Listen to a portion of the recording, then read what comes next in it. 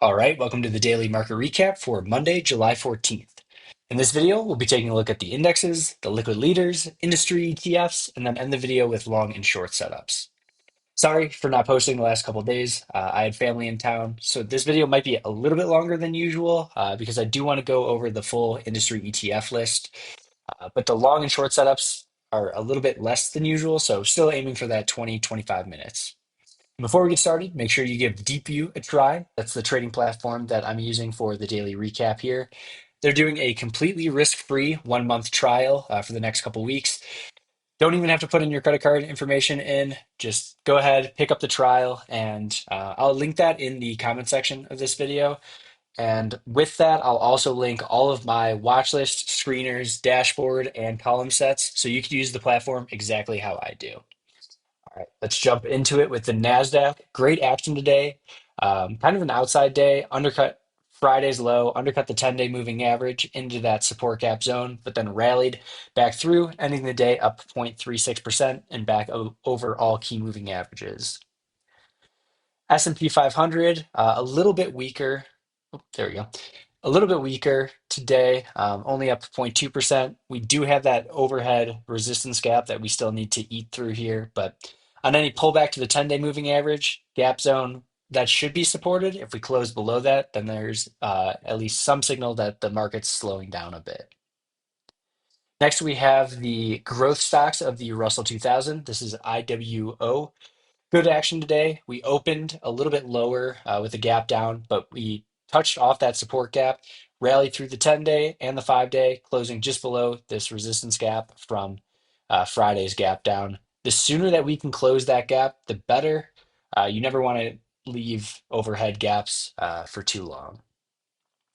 Next, we have ARKK, another kind of indicator of whether or not this is a strong market for growth stocks.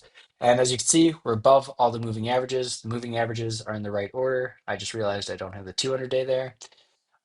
Today, gap up, strong close, up another 1.8%, closing at new highs. And then I think also, yeah, new highs, new 52-week highs today. And finally, Bitcoin, we're using BTC for that.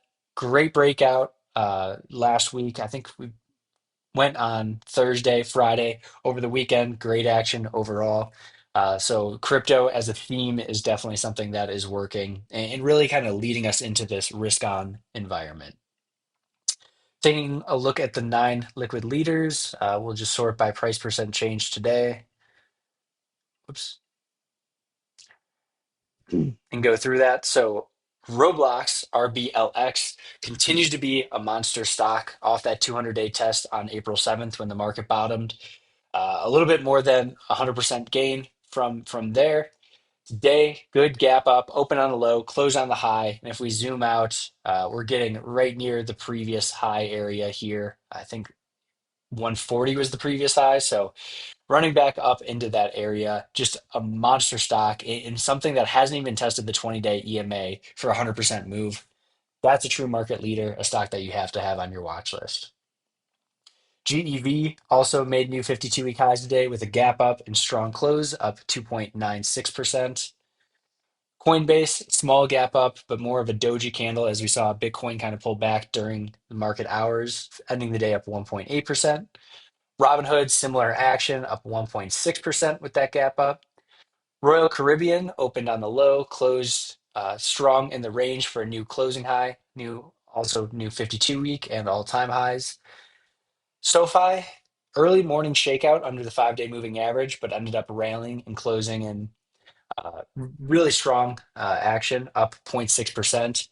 This could be considered a hangman candle if we follow through to the downside. So if we get a gap down and then take out today's low, until we actually see that action though, just being completely objective, you have to say we shook out the previous day's low, we shook out the 5-day EMA, we closed above both, and we closed positive for the day.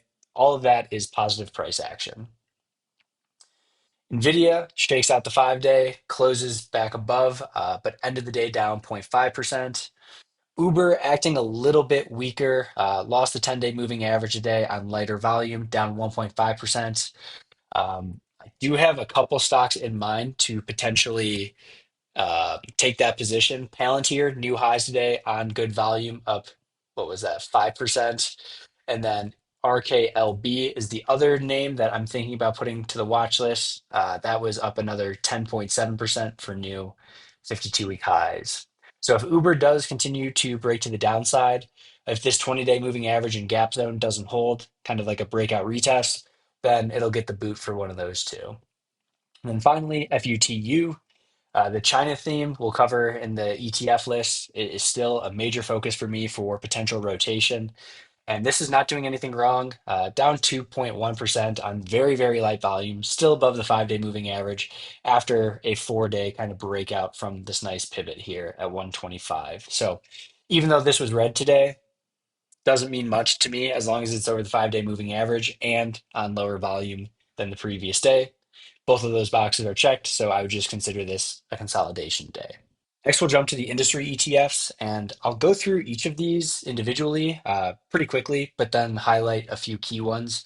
First one I did want to highlight was NLR. That's the uranium and nuclear ETF.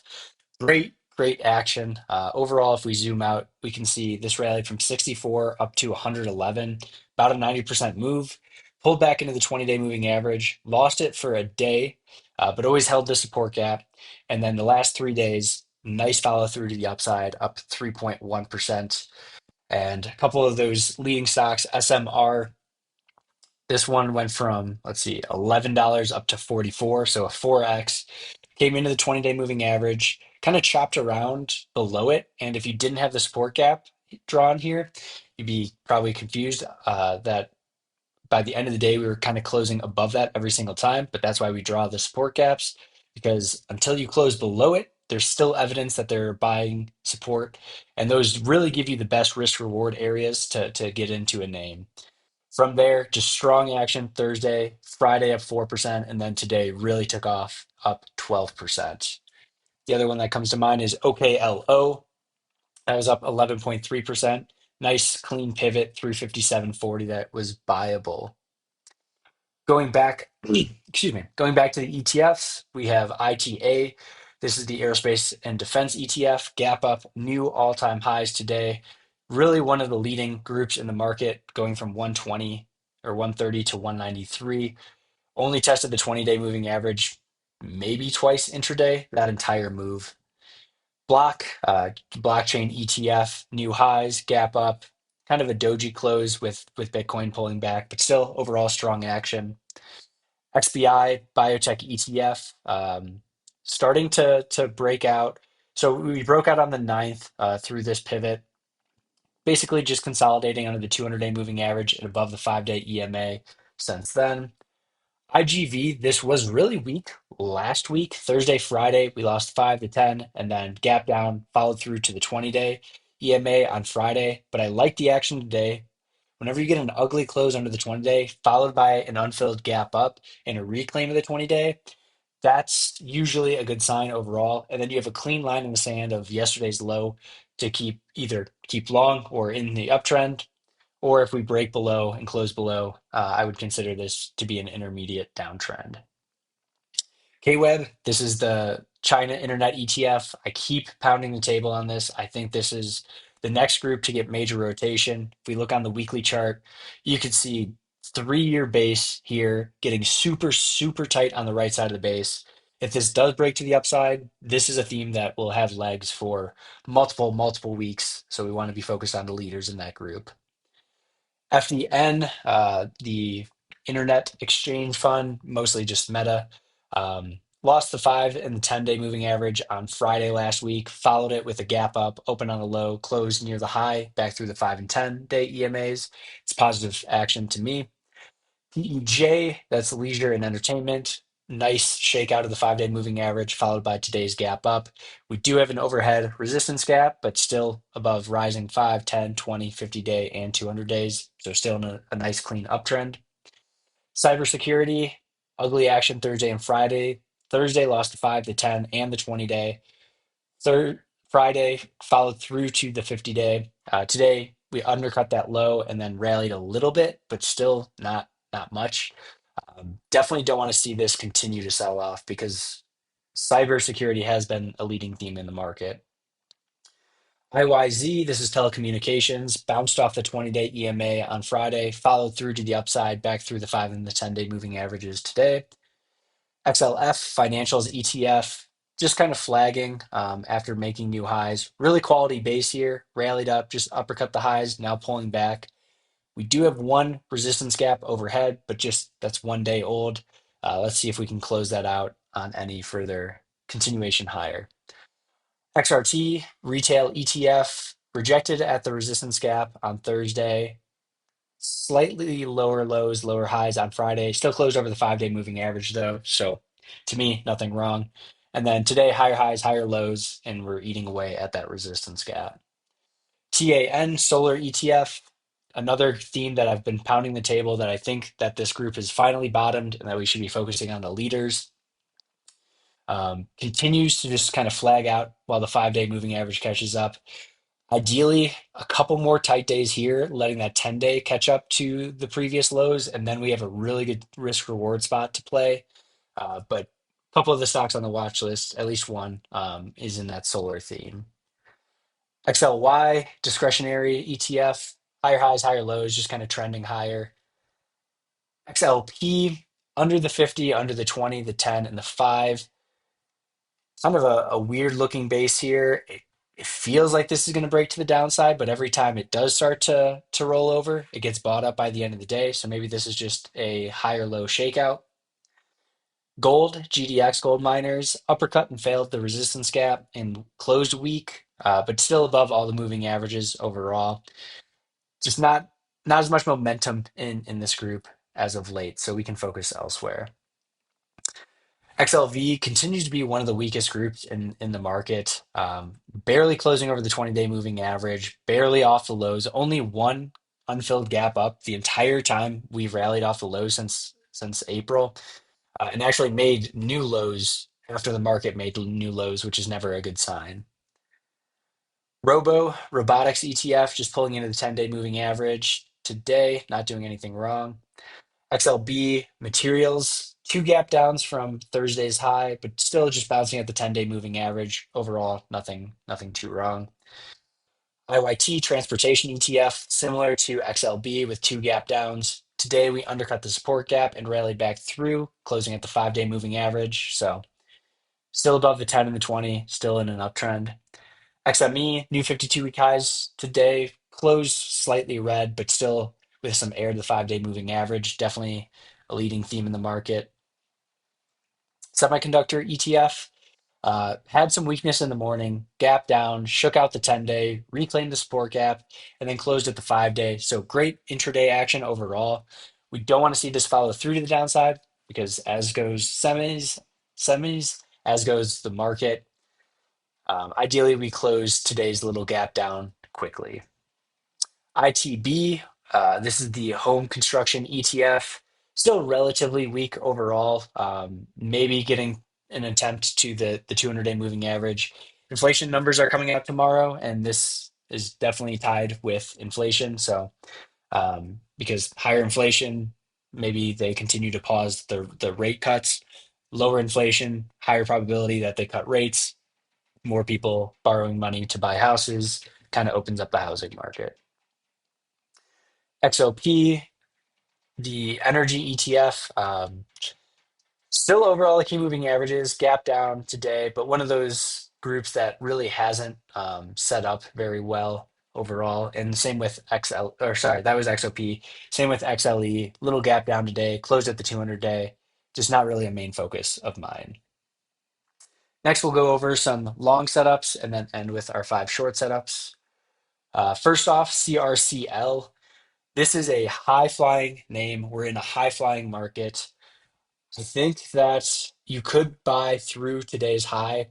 I would absolutely love like a tight trading day tomorrow, like near the highs, maybe shake out of the 5-day, get to the 10-day, and then rally back up into that area. I think a day or two tightening up would really make this an A plus setup. But in this market, I still think it's worth trying. But keep your stop very tight. We're basically at the point in the market where if I'm not right away on a trade, I'm not giving it much room to hurt me. Usually stops are like 3 to 5%. At this point in the market, if I'm playing something on the long side, my stops are like 2 to 3%. So CRCL had a massive move, 94 to 300, pulled back into the 10-day. Now we have the 20-day catching up. A couple of tight days would be perfect here. QBTS, great action today. This is a stock that's rallied from less than $1 up to $19. Kind of just putting in a nice consolidation.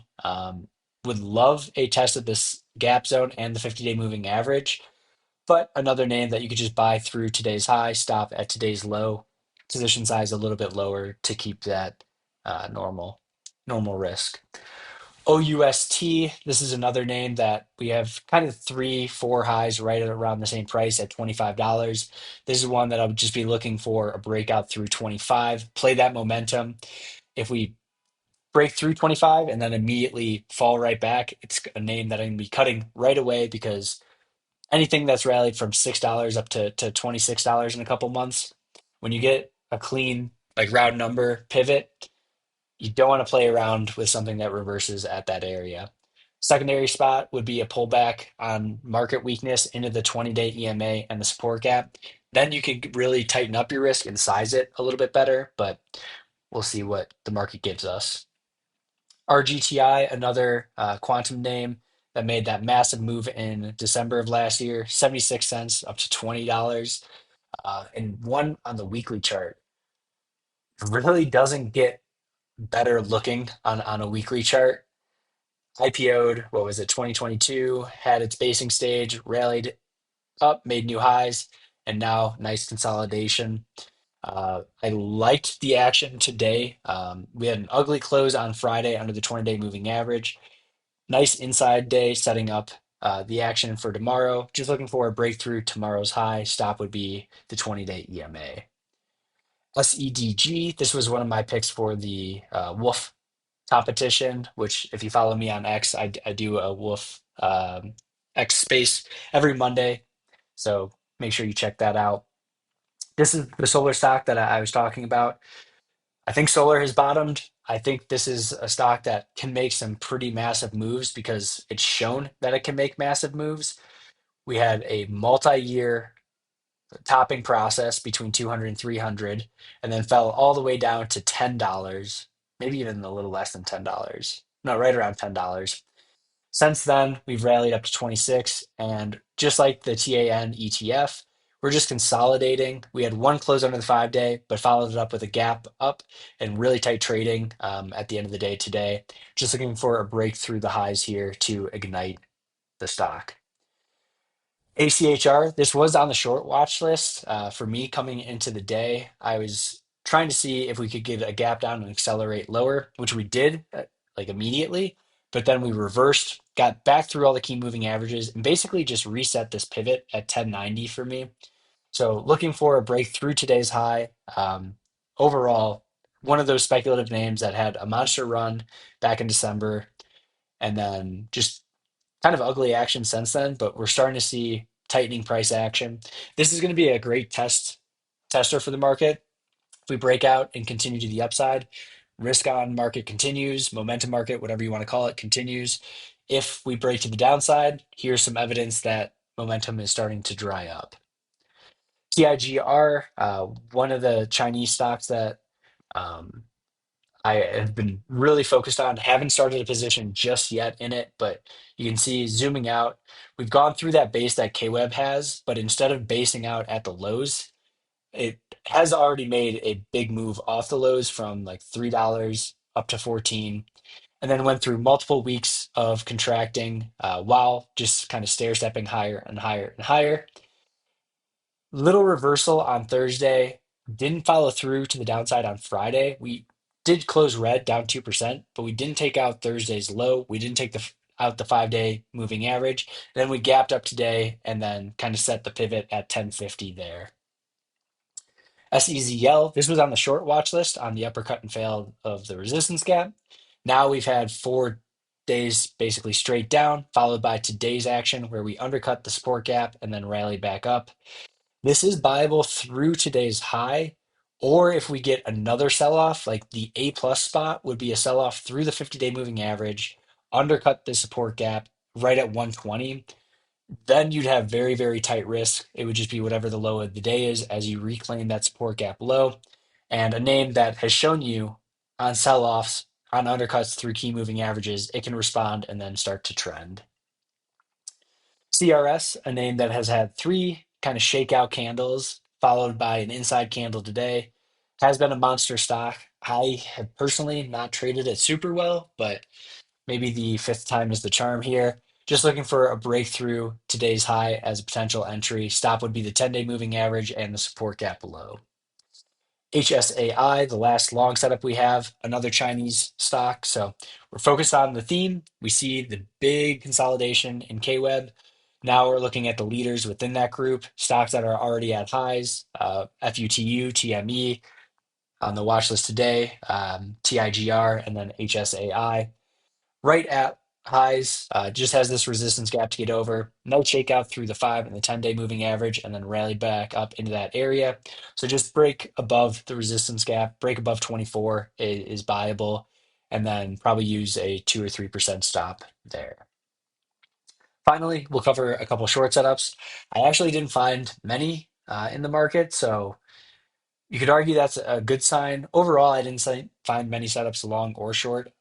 But one that I do want to cover is DXYZ. This has been on the short watch list for a while.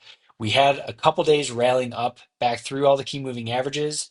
And then what you don't want to see after a nice rally is an immediate gap down. And that's exactly what we had. We gapped down, lost the 50-day. Today, gap down, lost the 200-day, lost the 20-day, and the 10-day. And now we're just looking for a weak kind of morning rally into that gap zone, into the 200-day moving average. And then if we lose VWAP, that would be the entry versus whatever the gap zone high is on DXYZ. NAKA, this has been on the short watch list for a while, continues to just build lower highs, lower highs, lower highs. We have this resistance gap up top, and now we're right at kind of a floor here. A break under today's low, a break under $12 is a short spot. And then with this, I would look for like immediate action down into this gap zone. So that'll be a quick win or loss right away. N biotech ETF that's made a run from $6 up to 50. First signs of weakness was inside day, followed by a failed breakout and then red close on Friday. Now we have a gap down, and we did kind of hammer off the 10-day moving average. So this could just be one gap, and then we continue to rally back up. But if we uppercut and then lose that gap high right around $50, a loss of VWAP is a potential entry versus whatever the high of the day is. NEGG got this short today on the opening range break.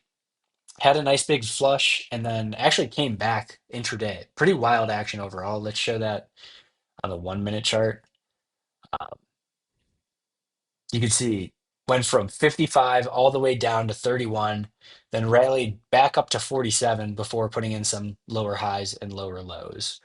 So this is one that rallied from $3 up to $48, starting to get some weakness in there. Just in morning rally and then loss of VWAP or loss of the opening price is potential short. Uppercut and fail is a potential short at $50. But again, in these kind of very, very risky names, you can't afford to stay wrong because it showed you just how much power it has when it went from $3.50 up to $50. You don't want to be caught wrong and stay wrong in those moves. You want, if you're trying to short it, immediate response with volume to the downside. And then INKT, kind of similar idea. Friday, massive, massive volume, up 730%. We followed it today with a 36% down day, still above the 5-day moving average. So instead of just trying to look for a break under today's low while while it gets extended to the downside intraday, I'm gonna look for a lower high to build and then like a break of $45 after that. So probably a better setup in like a couple days, but just wanted to put it on your radar because of this massive volume and then immediate weakness on day two.